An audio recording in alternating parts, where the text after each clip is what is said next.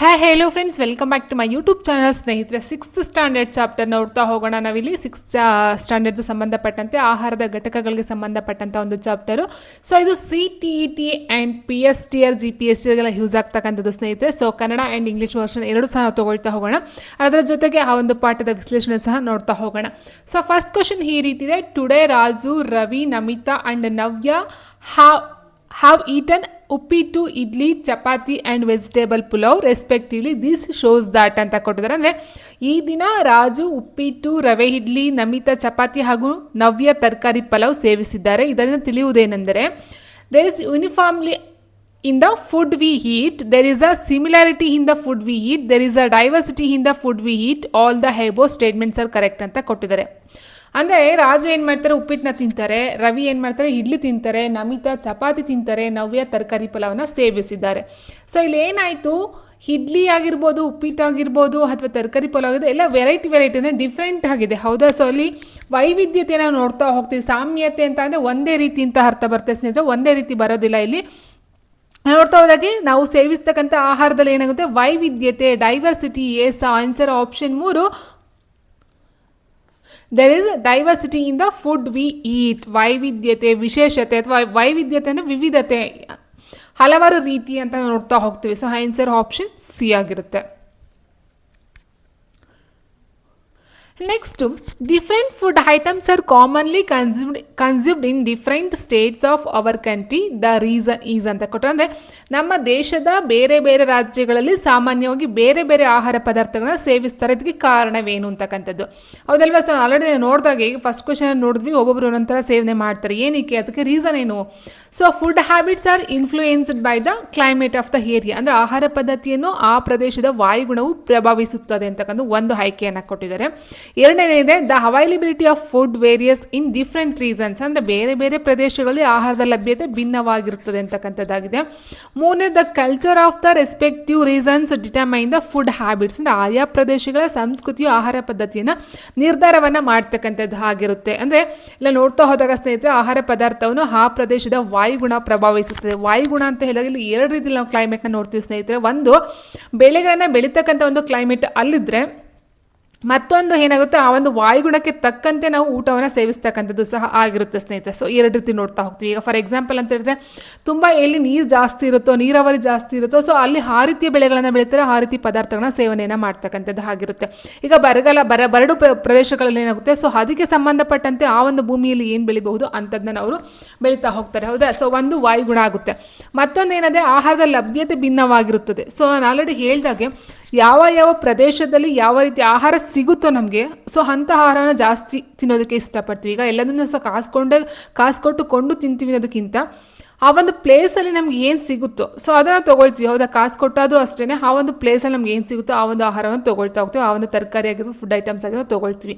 So ಈಗ for example, ಈಗ ಕಬ್ಬು ಮಂಡ್ಯದಲ್ಲಿ ಬೆಳೀತಾರೆ ಅಂದರೆ ನಾವೆಲ್ಲನೂ ಸಹ ಕಬ್ಬನ್ನ ಮಂಡ್ಯಕ್ಕೆ ಹೋಗಿ ತರೋದಕ್ಕೆ ಸಾಧ್ಯ ಇಲ್ಲ. ಸೊ ಯಾವಾಗಲೂ ಒಂದು ಟೈಮಲ್ಲಿ ತೊಗೊಳ್ಬಹುದು, ತಿನ್ಬೋದು, ಅಷ್ಟು ಬಿಟ್ಟರೆ ಬಟ್ ಮಂಡ್ಯದಲ್ಲಿ ಕಬ್ಬು ತಿನ್ನೋದನ್ನು ನಾವು ಎಲ್ಲ ಕಡೆನೂ ಯೂಸ್ ಮಾಡೋದಕ್ಕೆ ಆಗೋದಿಲ್ಲ. ಹೌದಾ?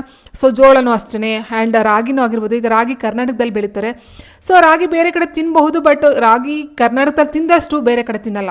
ಸೊ ಅದು ಒಂದು ಆಹಾರದ ಲಭ್ಯತೆ ಅಂತ ಹೇಳಬಹುದು. ಆ್ಯಂಡ್ ನೆಕ್ಸ್ಟ್, ಆಯಾ ಪ್ರದೇಶಗಳ ಸಂಸ್ಕೃತಿಯ ಆಹಾರ ಪದ್ಧತಿಯನ್ನು ನಿರ್ಧಾರವನ್ನು ಮಾಡ್ತಕ್ಕಂಥದ್ದು ಸಹ ಆಗಿರುತ್ತೆ. ಸಂಸ್ಕೃತಿ ಅಂತ ಹೇಳಿದಾಗ ಆಲ್ರೆಡಿ ಈಗ ಕರ್ನಾಟಕ ರಾಗಿ ಬಸ್ಸಾರು ಅಂತ ಹೇಳ್ತಾರೆ, ಮುದ್ದೆ ಬಸ್ಸಾರು ಅಂತ ಹೇಳ್ತಾರೆ. ಸೊ ಅದೊಂದು ಒಂದು ಸಂಸ್ಕೃತಿ ಅಂತಲೇ ಹೇಳ್ಬೋದು ಸ್ನೇಹಿತರೆ.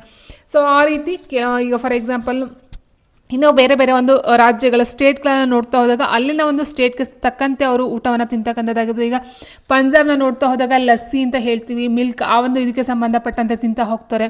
ಓಕೆ, ಸೊ ಮಣಿಪುರ ಅಂತ ಹೇಳಿದಾಗ ಬ್ಲ್ಯಾಕ್ ಟೀನ ಕುಡಿತಾರೆ ಮಣಿಪುರದಲ್ಲಿ. ಓಕೆ, ಸೊ ಆ ರೀತಿ ಆ ಒಂದು ಸಂಸ್ಕೃತಿ, ಆಹಾರ ಅಂಡ್ ವಾಯುಗುಣಕ್ಕೆ ತಕ್ಕಂತೆ ಮಾಡ್ತಕ್ಕಂಥದ್ದಾಗಿರುತ್ತೆ. ಆನ್ಸರ್ ಆಪ್ಷನ್ ಡಿ ಎಲ್ಲವೂ ಸರಿಯಾಗಿದೆ. ಮೂರನೇ ಪ್ರಶ್ನೆ, appropriately matched option for the states and their prominent food items is ಅಂತ ಕೊಟ್ಟಿದ್ದಾರೆ. ಅಂದರೆ ಈ ಕೆಳಗಿನ ರಾಜ್ಯಗಳ ಸಾಮಾನ್ಯ ಆಹಾರ ಪದಾರ್ಥಗಳ ಸರಿ ಹೊಂದಿಸಿ ಉತ್ತರವನ್ನು ಬರೆಯಿರಿ.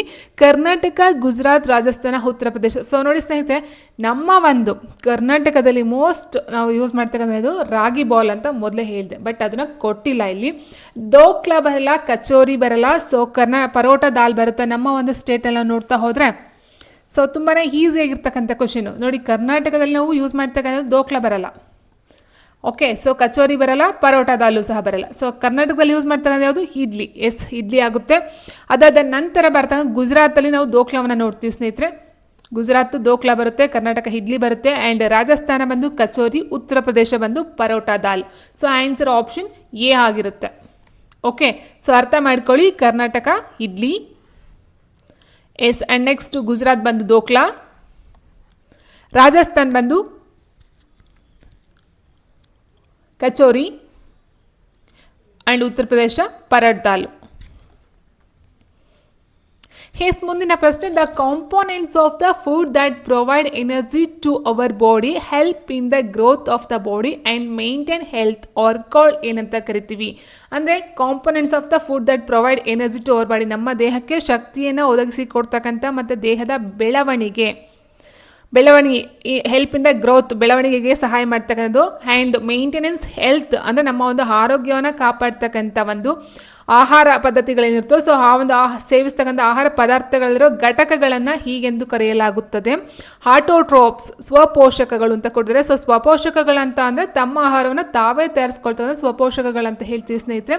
ಆ್ಯಂಡ್ ಮ್ಯಾಲ್ ನ್ಯೂಟ್ರಿಯೆಂಟ್ಸ್ ಅಂತ ಕೊಟ್ಟಿದ್ದಾರೆ, ಕುಪೋಷಕಗಳು. ಆ್ಯಂಡ್ ಹೆಟ್ರೋಟ್ರೋಪ್ಸ್ ಅಂತ ಪರಪೋಷಕಗಳು ಅಂದರೆ ಬೇರೆಯವ್ರನ್ನ ಅವಲಂಬಿಸಿ ಊಟವನ್ನು ಸೇವನೆ ಮಾಡ್ತಾರೆ, ಪರಪೋಷಕಗಳಂತ ಕರಿತೀವಿ. ನ್ಯೂಟ್ರಿಯೆಂಟ್ಸ್ ಅಂತ ಹೇಳಿದ್ರೆ ಪೋಷಕಗಳು. ಆನ್ಸರ್ ಆಪ್ಷನ್ ಡಿ ನ್ಯೂಟ್ರಿಯೆಂಟ್ಸ್ ಆಗಿರುತ್ತೆ. ಯಾವ್ದಾವ್ದು ಬರುತ್ತೆ ಅಂತ ಹೇಳಿದ್ರೆ ಸ್ನೇಹಿತರಲ್ಲಿ ಕಾರ್ಬೋಹೈಡ್ರೇಟ್ಸ್ ಆಗಿರ್ಬೋದು, ಮಿನರಲ್ಸ್ ಆಗಿರ್ಬೋದು, ಫ್ಯಾಟ್ಸ್ ಆಗಿರ್ಬೋದು, ಪ್ರೋಟೀನ್ಸ್ ಆಗಿರ್ಬೋದು, ವಿಟಮಿನ್ಸ್ ಆಗಿರ್ಬೋದು, ಒಟ್ಟು 5 ರೀತಿ ನೋಡ್ತಾ ಹೋಗ್ತೀವಿ. ಸೊ ಇದನ್ನು ನಾವು ಪೋಷಕಗಳು ಅಥವಾ ನ್ಯೂಟ್ರಿಯೆಂಟ್ಸ್ ಅಂತ ಕರಿತೀವಿ. ಓಕೆ, ಸೊ ಅದು ಆಗಿರುತ್ತೆ answer. And next 5th question ಈ ರೀತಿ ಇದೆ. The main nutrients in food are ಅಂದರೆ ಆಹಾರದಲ್ಲಿ ಇರ್ತಕ್ಕಂಥ ಪ್ರಮುಖ ನ್ಯೂಟ್ರಿಯೆಂಟ್ಸ್ಗಳು ಯಾವುವು, ಪೋಷಕಗಳು ಯಾವುವು? ನಾನು ಆಲ್ರೆಡಿ ಹೇಳಿದಾಗೆ ಒಟ್ಟು 5 ನೋಡ್ತೀವಿ ಸ್ನೇಹಿತರೆ. ಫಸ್ಟು ಕಾರ್ಬೋಹೈಡ್ರೇಟ್ಸ್ ಬರುತ್ತೆ, ಅದಾದ ನಂತರ ಲಿಪಿಡ್ಸ್ ಬರುತ್ತೆ, ಪ್ರೋಟೀನ್, ವಿಟಮಿನ್ಸ್ ಮತ್ತು ಇಲ್ಲಿ ನೀರು ಬರಲ್ಲ ಸ್ನೇಹಿತರೆ. ಸೊ ನೀರು ಬರಲ್ಲ, ಆಕ್ಸಿಜನ್ ಬರಲ್ಲ. ಓಕೆ, ಸೊ ಆಕ್ಸಿಜನ್ ಬರಲ್ಲ ಆ್ಯಂಡ್ ವಾಟರ್, ನೀರು ಬರಲ್ಲ. ಆ್ಯಂಡ್ ಇಲ್ಲಿ ನಾವು ನೋಡ್ತಾ ಹೋದಾಗ ಫೈಬರ್ ಅಂತ ಕೊಟ್ಟಿದ್ದಾರೆ, ನಾರು ಪದಾರ್ಥಗಳು ಸಹ ಬರಲ್ಲ ಸ್ನೇಹಿತರೆ. So answer carbohydrates, lipids, proteins, vitamins and minerals ಆಗಿರುತ್ತೆ. ಸೊ ಆಪ್ಷನ್ ಬಿ ಕಾರ್ಬೋಹೈಡ್ರೇಟ್ಸ್ಗಳು, ಲಿಪಿಡ್ಸ್ಗಳು, ಪ್ರೋಟೀನ್ಸ್ಗಳು, ವಿಟಮಿನ್ ಮತ್ತು ಖನಿಜಗಳು. If 2-3 drops of dilute iodine solution is applied on a piece of mango, the result will be ಅಂದರೆ ಮಾವಿನಕಾಯಿ ಚೂರಿನೊಂದಿಗೆ 1-2 ಹನಿ 2-3 ಹನಿ ದುರ್ಬಲ ಅಯೋಡಿನ್ ದ್ರಾವಣವನ್ನು ಹಾಕಿದರೆ ಫಲಿತಾಂಶ ಹೀಗಾಗಿರುತ್ತದೆ. ಯಾವ ರೀತಿ? Violet colour is visible because there is a starch. ಅಂದರೆ ನೇರಳೆ ಬಣ್ಣ ಕಾಣಿಸಿದೆ ಏಕೆಂದರೆ ಅದರಲ್ಲಿ ಪಿಷ್ಟ ಇದೆ ಅಂತ ಕೊಟ್ಟಿದ್ದಾರೆ. ನೇರಳೆ ಬಣ್ಣ ಕಾಣಿಸಿದರೆ ಏಕೆಂದರೆ ಪಿಷ್ಟ ಇಲ್ಲ ಅಂತ ಕೊಟ್ಟಿದ್ದಾರೆ. ಕೆಂಪು ಬಣ್ಣವಿದೆ ಏಕೆಂದರೆ ಪಿಷ್ಟ ಇಲ್ಲ. ಸೊ ಓಕೆ, ಸೊ ನೋಡಿ ಸ್ನೇಹಿತರೆ, ಏನಂತ ಹೇಳಿದ್ರೆ ಮಾವಿನಕಾಯಿ ಚೂರಂದ್ರ ಮೇಲೆ ನಾವು ಈ ಒಂದು ದುರ್ಬಲ ಅಯೋಡಿನ್ ದ್ರಾವಣವನ್ನು ಹಾಕಿದಾಗ ಅಲ್ಲಿ ಏನಾಗುತ್ತೆ ಅಂದರೆ ನೇರಳೆ ಬಣ್ಣ ಕಾಣಿಸ್ಕೊಳುತ್ತೆ. ಯಾಕೆ ಅಂದರೆ ಅದರಲ್ಲಿ ಪಿಷ್ಟ ಇರುತ್ತೆ. ಸೊ ಪಿಷ್ಟ ಮೀನ್ಸ್ ಕಾರ್ಬೋಹೈಡ್ರೇಟ್ಸ್ ಅಂತ ಹೇಳ್ತೀವಿ ಸ್ನೇಹಿತರೆ. ಅಯೋಡಿನ್ ದ್ರಾವಣ ಮಾಡ್ತಕ್ಕಂಥ ಕಾರ್ಬೋಹೈಡ್ರೇಟ್ಸಲ್ಲಿ. ಸೊ ಆನ್ಸರ್ ಆಪ್ಷನ್ ಎ ನೇರಳೆ ಬಣ್ಣ ಅಂದರೆ violet colour is visible because there is a starch. ಅದರಲ್ಲಿ ಪಿಷ್ಟ ಸ್ಟಾರ್ಚ್ ಇರುತ್ತೆ. ಸೊ ಅದು ವೈಲೆಟ್ ಕಲರ್ ಆಗಿ ಟರ್ನ್ ಆಗ್ತಕ್ಕಂಥದ್ದು ಆಗಿರುತ್ತೆ. Yes, when 5 ml of solution Y is taken in a test tube and 2 drops of copper sulfate solution and 10 drops of caustic soda solution are added to it, it changes from blue to violet, then is solution Y. So ಈಗ ನೋಡಿದ್ವಿ ಸ್ನೇಹಿತರೆ, ಈ ವೈಲೆಟ್ಗೆ change ಆಗ್ತಕ್ಕಂಥದ್ದು ಏನಿರುತ್ತೆ ಅಲ್ಲಿ ಅಂತ ಹೇಳಿದ್ರೆ starch, ಹೌದಲ್ವಾ? ಈಗ ಲಾಸ್ಟ್ ಕ್ವೆಶನ್ ನೋಡಿದ್ವಲ್ವಾ, ಒಂದು ಪ್ರಮಾಣದಲ್ಲಿ 5 ml ಒಂದು Y ಎಂಬ ದ್ರಾವಣವನ್ನು ತೆಗೆದುಕೊಳ್ಳಿ ಅಂತ ಕೊಟ್ಟಿದ್ದಾರೆ. ಅದಕ್ಕೆ 2 ಹನಿ ಕಾಪರ್ ಸಲ್ಫೇಟ್ ದ್ರಾವಣ ಹಾಗೂ 10 ಹನಿ ಕಾಸ್ಟಿಕ್ ಸೋಡಾ ದ್ರಾವಣವನ್ನು ಸೇರಿಸಿದಾಗ ನೀಲಿಯಿಂದ ನೇರಳೆ ಬಣ್ಣಕ್ಕೆ ಬದಲಾಗುತ್ತೆ. ಹಾಗಾದರೆ ವೈ ಎಂಬ ದ್ರಾವಣದಲ್ಲಿ ಇರ್ತಕ್ಕಂಥದ್ದೇನು? ಪ್ರೋಟೀನ, ಗ್ಲೂಕೋಸ, ಲಿಪಿಡ, ಸ್ಟಾರ್ಚ ಯಾವುದು ಕಂಡು ಬರುತ್ತೆ ಅಂತ ನೋಡೋದಾದ್ರೆ ಸ್ನೇಹಿತರೆ ಇಲ್ಲಿ ಪ್ರೋಟೀನ್ ಅಂತಕ್ಕಂಥದ್ದು ಇರುತ್ತೆ. So answer option A protein. So last question ನೋಡಿದಾಗ ಇಲ್ಲಿ ಏನಾಯಿತು? ಪಿಷ್ಟ ಇತ್ತು. ಪಿಷ್ಟ ಇದ್ದದ್ದೇನಾಯಿತು? ದುರ್ಬಲ ಅಯೋಡಿನ್ ದ್ರಾವಣವನ್ನು ಹಾಕಿದಾಗ ನೇರಳೆ ಬಣ್ಣ ಕಾಣಿಸ್ಕೊಳ್ಳುತ್ತೆ, ನೇರಳೆ ಬಣ್ಣ ಆಯಿತು. ಬಟ್ ಇಲ್ಲಾಗಿರ್ತಕ್ಕಂಥದ್ದು ಯಾವುದು? ನೀಲಿಯಿಂದ ನೇರಳೆ ಬಣ್ಣಕ್ಕೆ ಬಂತು. ಇಲ್ಲಿ ಹಾಕಿರ್ತಕ್ಕಂಥ ದ್ರಾವಣ ಯಾವುದು? ಕಾಪರ್ ಸಲ್ಫೇಟ್ ಆಗಿರ್ತಕ್ಕಂಥ ಮತ್ತು ಕಾಸ್ಟಿಕ್ ಸೋಡಾವನ್ನು ಹಾಕಿರ್ತಕ್ಕಂಥದ್ದು. ಸೊ ಹಾಗಾಗಿ ಇಲ್ಲಿ ಯಾವುದಂತ ಹೇಳಿದ್ದು ಪ್ರೋಟೀನ್ ಆಗಿರುತ್ತೆ ಸ್ನೇಹಿತರೆ. So answer option A. And next when an egg albumin is taken in a test tube and 2 drops of copper sulfate solution and 10 drops of caustic soda solution are added to it. The result is, ಈಗ ನಾನೇ ನೋಡಿದ್ವಿ ನಾವು ಒಂದು ಪ್ರಮಾಣದಲ್ಲಿ ಮೊಟ್ಟೆ ಲೋಳೆಯನ್ನು ತೆಗೆದುಕೊಂಡು ಅದಕ್ಕೆ 2 ಹನಿ copper sulphate ದ್ರಾವಣ ಹಾಗೂ 10 ಹನಿ ಕಾಸ್ಟಿಕ್ ಸೋಡಾ ದ್ರಾವಣವನ್ನು ಸೇರಿಸಿದಾಗ ಫಲಿತಾಂಶ ಏನು ಬಂತು? ಸೊ ಇಲ್ಲಿ ಬಂತಲ್ವಾ? ಸೊ ನೋಡಿ, ಇಲ್ಲಿ ನೀಲಿಯಿಂದ ನೇರಳೆ ಬಂತು. ಸೊ ಅಲ್ಲಿ ಯಾವುದು ಅಂತ ಹೇಳಿದ್ವಿ? ಪ್ರೋಟೀನ್ ಅಂತ ಹೇಳಿದ್ವಿ. ನೀಲಿಯಿಂದ ನೇರಳೆ ಬಣ್ಣ ಅಂದರೆ ಮೊಟ್ಟೆ ಅಂತಕ್ಕಂಥದ್ದು ಪ್ರೋಟೀನ್ ಇರ್ತಕ್ಕಂಥದ್ದು. ಓಕೆ, ಸೊ ಪ್ರೋಟೀನ್ ಇರ್ತಕ್ಕಂಥ ಮೊಟ್ಟೆಯಲ್ಲಿ ಏನಾಗುತ್ತದು? ನೇರಳೆ ಬಣ್ಣ ಕಾಣಿಸ್ಕೊಳುತ್ತೆ. ಈಗ ರೆಡ್ಡಿಂದ ನೇರಳೆ ಬಣ್ಣಕ್ಕೆ ಟರ್ನ್ ಆಗ್ತಕ್ಕಂಥದ್ದು ಆಗಿರುತ್ತೆ. ಸೊ ಹಾಗಾಗಿ ಇಲ್ಲಿ ಏನಾಗುತ್ತೆ? The violet colour has appeared because there is protein ಅಂತಕ್ಕಂಥದ್ದು. ಆನ್ಸರ್ ಆಪ್ಷನ್ 3 ಆಗಿರುತ್ತೆ. ನೇರಳೆ ಬಣ್ಣ ಕಾಣಿಸಿದೆ ಏಕೆಂದರೆ ಅದರಲ್ಲಿ ಪ್ರೋಟೀನ್ ಇದೆ, ಮೊಟ್ಟೆ ಒಳಗಡೆ ಪ್ರೋಟೀನ್ ಇದೆ. Okay, yes, next question. Food items that give a positive result in protein test. Food items that give a positive result in protein test. protein testಗೆ ನಾವು ಯಾವ ಒಂದು ಧನಾತ್ಮಕ ಫಲಿತಾಂಶವನ್ನು ನೀಡ್ತಕ್ಕಂಥ ಆಹಾರ ಪದಾರ್ಥಗಳಾಗಿರುತ್ತೆ ಅಂದರೆ ಇಲ್ಲಿ ಇಷ್ಟೇ ಸ್ನೇಹಿತರೆ. ಪ್ರೋಟೀನ್ ಅಂತಕ್ಕಂಥದ್ದು ಯಾವುದು? ಈಗ milk, banana, oil, gram flour ಕೊಟ್ಟಿದ್ದಾರಲ್ವಾ? ಸೊ ಈ 4 ಏನು ಹಾಲು, ಬಾಳೆಹಣ್ಣು, ಎಣ್ಣೆ, ಕಡಲೆ ಹಿಟ್ಟು ಕೊಟ್ಟಿದ್ದಾರೆ. ಇದರಲ್ಲಿ ಪ್ರೋಟೀನ್ ಯಾವುದು ಅಂತಕ್ಕಂಥದ್ದೇ ಡೈರೆಕ್ಟಾಗಿ ಕೇಳೋದು ಬದಲು ಪ್ರೋಟೀನ್ ಪರೀಕ್ಷೆಯಲ್ಲಿ ಅಂತ ಕೇಳಿದ್ದಾರೆ ಅಷ್ಟೇ. ಸೊ ಇಲ್ಲಿ ಯಾವುದಾದ್ರು ಬರುತ್ತೆ ಪ್ರೋಟೀನ್ಗಳಿಗೆ ನಾವು ನೋಡ್ತಾ ಹೋದಾಗ? ಸೊ ಮೇಯ್ನಾಗಿ ನಾವು ಪ್ರೋಟೀನ್ ಅಂತ ನೋಡಿದಾಗ ಸ್ನೇಹಿತರೆ ಅಲ್ಲಿ ಬರ್ತಕ್ಕಂಥ ಒಂದು ಇದು ಯಾವುದಾದ್ರು ಬರಬಹುದು ಪ್ರೋಟೀನ್ ಅಂತ ಹೇಳಿದಾಗ ನಿಮಗೆ. ಈಗ ತೂರ್ ದಾಲ್ ಆಗಿರ್ಬೋದು, ಮೂಂಗ್ ದಾಲ್ ಅಂದರೆ ಇಟ್ ಮೀನ್ಸ್ ಧಾನ್ಯಗಳನ್ನ ನೋಡ್ತಾ ಹೋಗ್ತೀವಿ. ಮೇಯ್ನಾಗಿ ಧಾನ್ಯಗಳು ಬರುತ್ತೆ, ಅದ್ರ ಜೊತೆಗೆ ಮಿಲ್ಕ್ ಬರುತ್ತೆ ಸ್ನೇಹಿತರೆ. ಸೊ ಮಿಲ್ಕ್ ಬರುತ್ತೆ, ಮಿಲ್ಕ್ ಹಾಲನ್ನು ನಾವು ಪ್ರೋಟೀನ್ ಅಂತ ಹೇಳ್ತೀವಿ ಸ್ನೇಹಿತರೆ. ಆ್ಯಂಡ್ ನೆಕ್ಸ್ಟ್ ನಾವು ನೋಡ್ತಾ ಹೋದರೆ ಒಂದು ಕಡಲೆ ಹಿಟ್ಟು. ಓಕೆ, ಸೊ ಕಡಲೆ ಹಿಟ್ಟು ಅನ್ನೋದಕ್ಕಿಂತ ಹೆಚ್ಚಾಗಿ ದಾಲ್ಗಳು ಬರುತ್ತಲ್ವ? ಸೊ ದಾಲ್ಗಳನ್ನ ನಾವು ಪ್ರೋಟೀನ್ಸಲ್ಲಿ ಸೇರಿಸ್ತೀವಿ. ಸೊ ಆನ್ಸರು ಇಲ್ಲಿ ಕಡಲೆ ಹಿಟ್ಟು ಬರುತ್ತೆ. ಇನ್ನು ಎಣ್ಣೆ ಅಂತಕ್ಕಂಥ ನಿಮಗೆ ಫ್ಯಾಟಲ್ಲಿ ಬರುತ್ತೆ ಸ್ನೇಹಿತರೆ, ಪ್ರೋಟೀನಲ್ಲಿ ಬರೋದಿಲ್ಲ, ಫ್ಯಾಟಲ್ಲಿ ಬರುತ್ತೆ.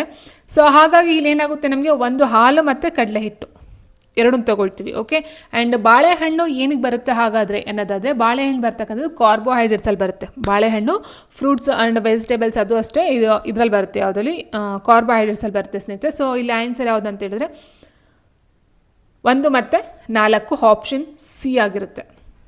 ಓಕೆ, ಇದ್ರಲ್ಲಿ ಬರುತ್ತೆ. ಇನ್ನು ಈಗ ಪ್ರೋಟೀನ್ ಪರೀಕ್ಷೆ ಇನ್ನು ಯಾವುದಾದ್ರು ಬರುತ್ತೆ ಅಂತ ಹೇಳಿದ್ರೆ ನಾನು ಆಲ್ರೆಡಿ ಹೇಳಿದೆ ಗ್ರೈನ್ಸ್ ಬರುತ್ತೆ ಸ್ನೇಹಿತರೆ. ಗ್ರೈನ್ಸ್ ಆಗಿರ್ಬೋದು. ಸೊ ಗ್ರೈನ್ಸ್ ಅದರಲ್ಲೂ ಸಹ ಬರುತ್ತೆ ಆ್ಯಂಡ್ ಇದರಲ್ಲೂ ಸಹ ಬರುತ್ತೆ. ಆ್ಯಂಡ್ ನೆಕ್ಸ್ಟ್ ನಾವು ನೋಡ್ತಾ ಹೋದರೆ ಈ ಮೇಯ್ನಾಗಿ ಬರ್ತಕ್ಕಂಥದ್ದು ಯಾವುದು ಅಂತ ಹೇಳಿದ್ರೆ ಮಿಲ್ಕು ಆ್ಯಂಡ್ ಎಗ್ ಆಗಿರಬಹುದು and chicken, fish, paneer. Okay, so ಇದರಲ್ಲೆಲ್ಲ ಕಂಡು ಬರ್ತಕ್ಕಂಥದ್ದು ಈ ಒಂದು ಪ್ರೋಟೀನ್ ಅಂಶಗಳು.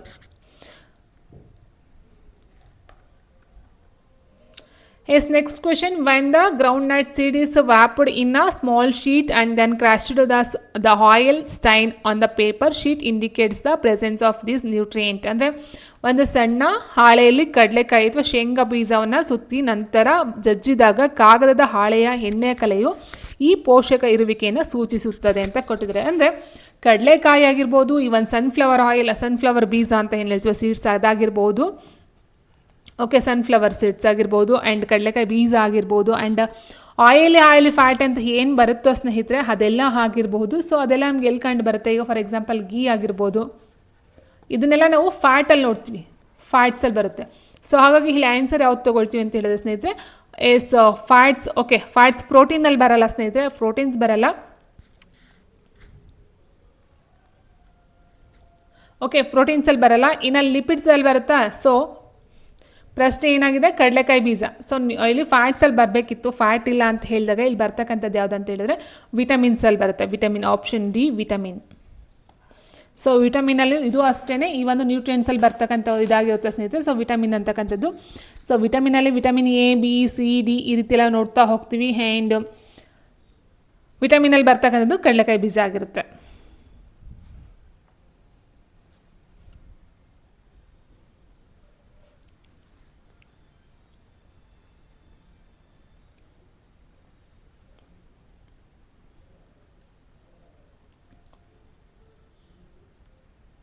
ಸಾರಿ, ವಿಟಮಿನ್ಸಲ್ಲಿ ಬರಲ್ಲ. ಸೊ ಇದು ಕಡಲೆಕಾಯಿ ಬೀಜ ಅಂತಕ್ಕಂಥದ್ದು. ಸೊ ಪ್ರೋಟೀನ್ಗೂ ಬರಲ್ಲ.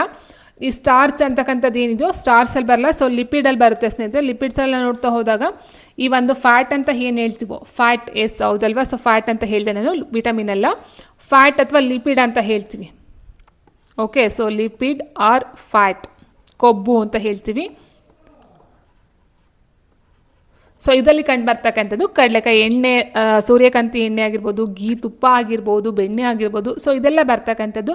ಆ್ಯಂಡ್ ನೆಕ್ಸ್ಟ್ ಇನ್ನು ಮೇಯ್ನ ನೋಡ್ತಾ ಹೋದರೆ ಪಂಪ್ಕಿನ್ ಸೀಡ್ಸ್ ಅಂತ ಹೇಳ್ತೀವಿ.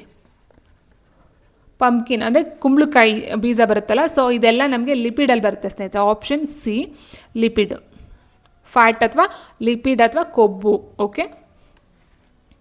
ಆ್ಯಂಡ್ ನೆಕ್ಸ್ಟ್ ನಾವು ನೋಡ್ತಾ ಹೋದರೆ which of the following is the correct answer.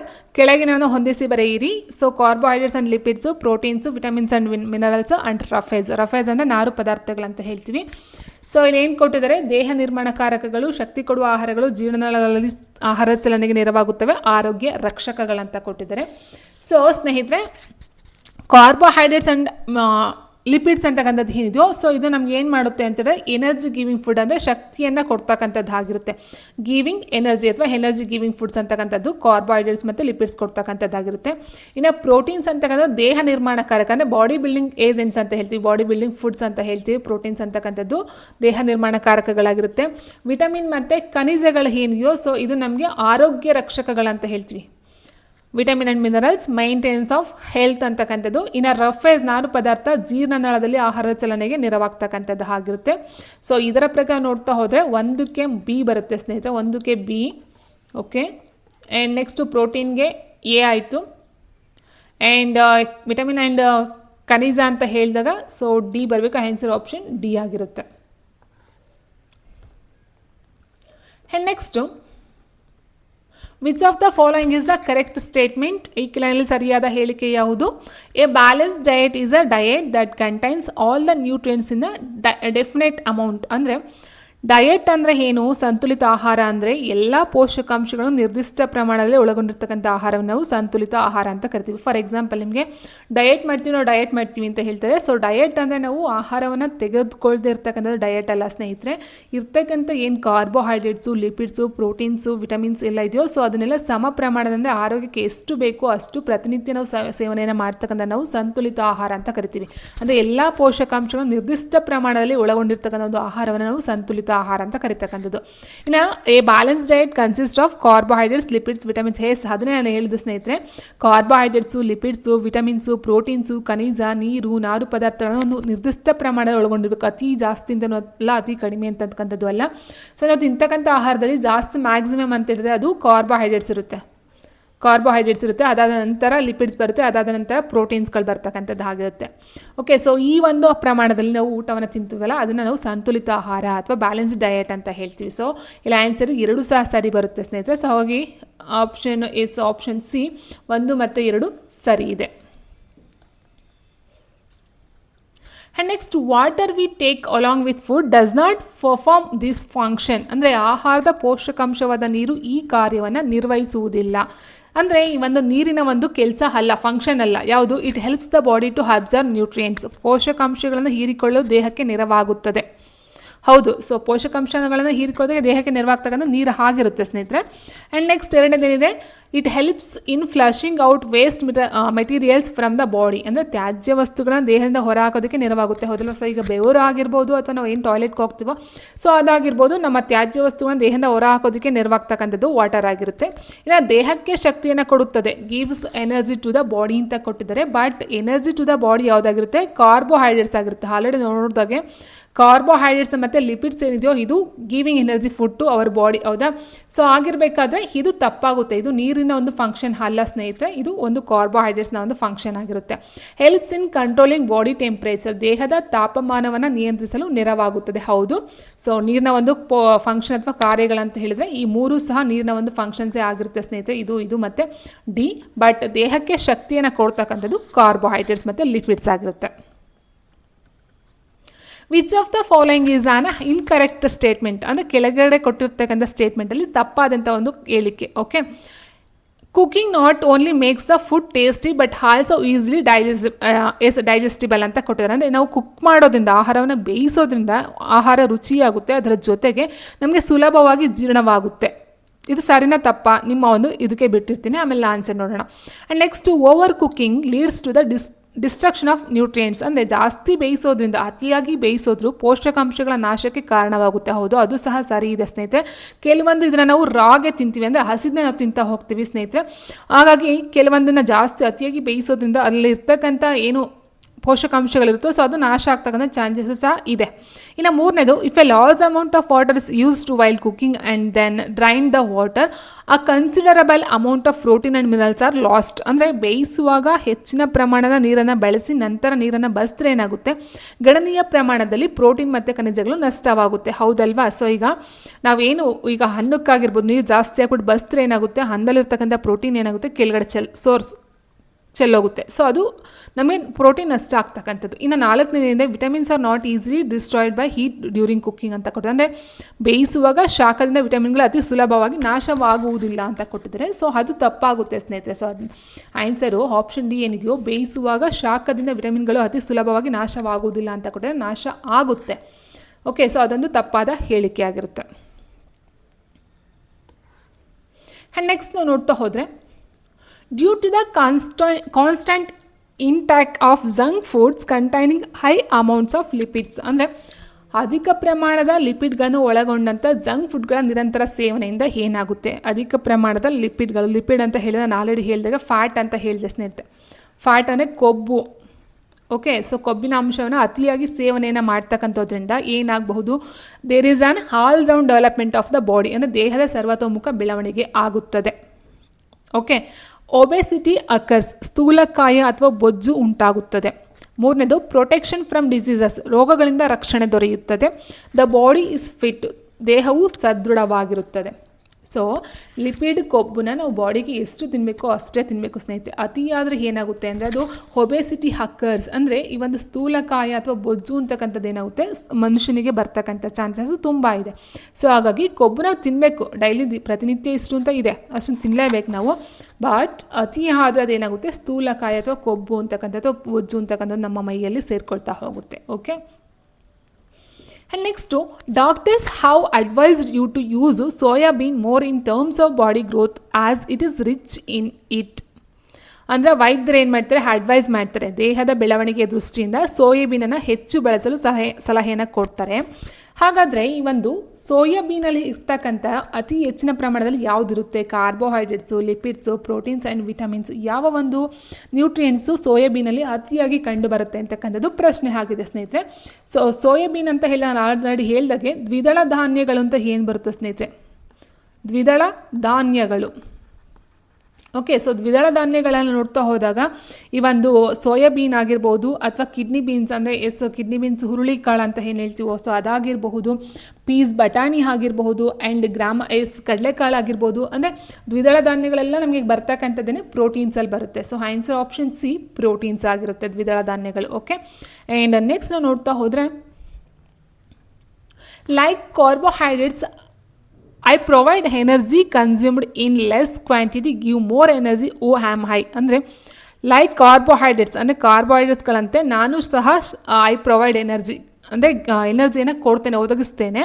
Consumed in less quantity, ಅಂದರೆ ಕಡಿಮೆ ಪ್ರಮಾಣದಲ್ಲಿ ಸೇವಿಸಿದರೂ ಹೆಚ್ಚು ಶಕ್ತಿಯನ್ನು ಒದಗಿಸುವ ನಾನು ಯಾರೆಂದರೆ ಅಂತ ಕೇಳಿದರೆ. ಬಟ್ ಇಲ್ಲಿ ಕಾರ್ಬೋಹೈಡ್ರೇಟ್ಸ್ ಇಲ್ಲ, ಅಂದರೆ ಕಾರ್ಬೋಹೈಡ್ರೇಟ್ಸ್ ಥರನೇ ಅದು ಶಕ್ತಿಯನ್ನು ಕೊಡ್ತಕ್ಕಂಥದ್ದು.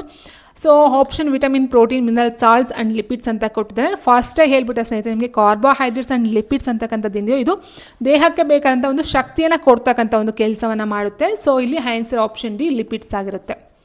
ಓಕೆ, ಸೊ ಲಿಪಿಡ್ಸ್ ನಾವು ನೋಡ್ತಾ ಹೋದಾಗೆ ಕಾರ್ಬೋಹೈಡ್ರೇಟ್ಸ್ ಆ್ಯಂಡ್ ಲಿಪಿಡ್ಸ್ ಬಂದು giving energy food our body. And next protein ಅಂತಕ್ಕಂಥದ್ದು ಏನಿರುತ್ತೆ ಬಾಡಿ ಬಿಲ್ಡಿಂಗ್ ಫುಡ್, ಅಂದರೆ ಬಾಡಿಯ ಒಂದು ಬೆಳವಣಿಗೆಗೆ ಬರ್ತಕ್ಕಂಥದ್ದು ಪ್ರೋಟೀನ್ ಆಗಿರುತ್ತೆ ಸ್ನೇಹಿತರೆ.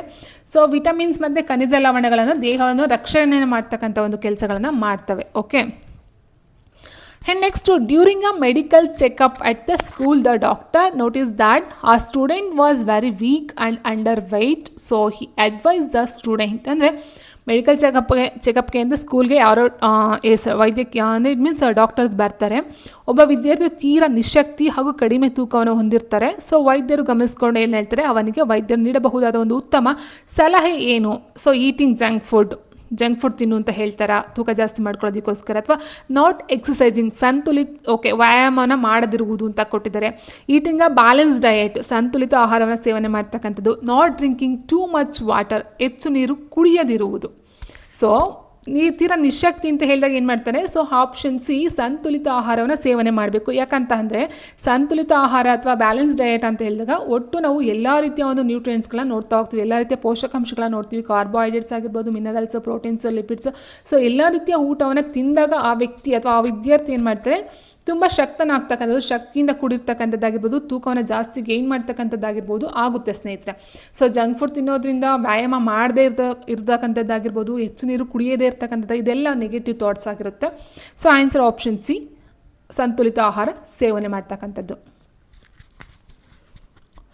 ಮುಂದಿನ ಪ್ರಶ್ನೆ, thought it is required in small quantities it place on important role in maintaining the health of the body. Thought it is required in small quantity ಅಂದರೆ ಇವು ಕಡಿಮೆ ಪ್ರಮಾಣದಲ್ಲಿ ಅಗತ್ಯವಿದ್ದರೂ ದೇಹದ ಆರೋಗ್ಯವನ್ನು ಕಾಪಾಡುವಲ್ಲಿ ಪ್ರಮುಖ ಪಾತ್ರವನ್ನು ವಹಿಸುತ್ತವೆ. ಅದು ಯಾವುದು? Proteins, lipids, carbohydrates and mineral salts ಅಂತ ಕೊಟ್ಟಿದ್ದಾರೆ. ಸ್ನೇಹಿತರೆ, ನಾನು ಆಲ್ರೆಡಿ ಹೇಳಿದೆ ನಿಮಗೆ, ಕಾರ್ಬೋಹೈಡ್ರೇಟ್ಸ್, ಲಿಪಿಡ್ಸ್, ಪ್ರೋಟೀನ್ಸ್ಗಳಂತಕ್ಕಂಥದ್ದು ಬಾಡಿಗೆ ತುಂಬಾ ಮುಖ್ಯ ಆಗಿರುತ್ತೆ. ಖನಿಜ ಲವಣಗಳು ಅಥವಾ ಮಿನರಲ್ ಸಾಲ್ಟ್ಸ್ ಅಂತಕ್ಕಂಥದ್ದು ಏನಿದೆಯೋ, ಸೊ ಇದು ನಮ್ಮ ಬಾಡಿಗೆ ಬೇಕು. ಬೇಕು, ಬಟ್ ಅಗತ್ಯಕ್ಕಿಂತ ಜಾಸ್ತಿ ಅಲ್ಲ, ಸ್ವಲ್ಪ ಸ್ವಲ್ಪ. ಫಾರ್ ಎಕ್ಸಾಂಪಲ್ ಇದನ್ನ ನಾವು ಮೈಕ್ರೋನ್ಯೂಟ್ರಿಯೆಂಟ್ಸ್ ಅಂತಲೂ ಸಹ ಹೇಳ್ತೀವಿ ಸ್ನೇಹಿತರೆ. ಫಾರ್ ಎಕ್ಸಾಂಪಲ್ ಮಿನರಲ್ಸ್ಗಳಂತ ಹೇಳಿದಾಗ ಯಾವುದಾದ್ರು ಬರುತ್ತೆ ಅಂತ, ಈಗ ಐರನ್ ಆಗಿರ್ಬೋದು, ರಂಜಕ, ಫಾಸ್ಫರಸ್ ಆಗಿರಬಹುದು, ಸೊ ಅಯೋಡಿನ್ ಆಗಿರ್ಬೋದು, ಕ್ಯಾಲ್ಶಿಯಂ ಆಗಿರ್ಬೋದು. ಸೊ ಇದನ್ನೆಲ್ಲ ನಾವು ಸೂಕ್ಷ್ಮ ಮಿನರಲ್ ಸಾಲ್ಟ್ಸ್ ಅಂತ ಹೇಳ್ತೀವಿ, ಖನಿಜ ಲವಣಗಳಂತ ಹೇಳ್ತೀವಿ ಸ್ನೇಹಿತರೆ. ಸೊ ಇದು ನಮ್ಮ ಬಾಡಿಗೆ ಡೆಫಿನೆಟಾಗಿ ಬೇಕೇ ಬೇಕು. ಸೊ ಅದು ಸಹ ಒಂದು ನ್ಯೂಟ್ರಿಯೆಂಟ್ಸ್ನ ಒಂದು ಪಾರ್ಟ್ ಅಂತಲೇ ಹೇಳಬಹುದಾಗಿರುತ್ತೆ. Proteins are abundant in these ಅಂದರೆ ಪ್ರೋಟೀನ್ಗಳು ಇವುಗಳಲ್ಲಿ ಹೇರಳವಾಗಿ ಕಂಡುಬರುತ್ತೆ. ಯಾವುದರಲ್ಲಿ? ಹಾಲು, ಮೊಟ್ಟೆ, milk, eggs, moong dal, butter, oil, ghee, potatoes, tubers, carrots, rice, maize, jowar. So ಇಲ್ಲಿ ನಾನು ಆಲ್ರೆಡಿ ಹೇಳಿದಾಗ ನಿಮಗೆ ಪ್ರೋಟೀನ್ ಅಂತಕ್ಕಂಥದ್ದು ಎಲ್ಲಿ ಜಾಸ್ತಿ ಕಂಡುಬರುತ್ತೆ? ದ್ವಿದಳ ಧಾನ್ಯಗಳಲ್ಲಿ ಕಂಡುಬರುತ್ತೆ. ಹಾಲು, ಮೊಟ್ಟೆ, ಫಿಶ್ ಅಂತಕ್ಕಂಥದ್ದು ಏನಿದೆಯೋ ಸೊ ಅದ್ರಲ್ಲಿ ಕಂಡುಬರ್ತಕ್ಕಂಥದ್ದಾಗಿರ್ಬೋದು.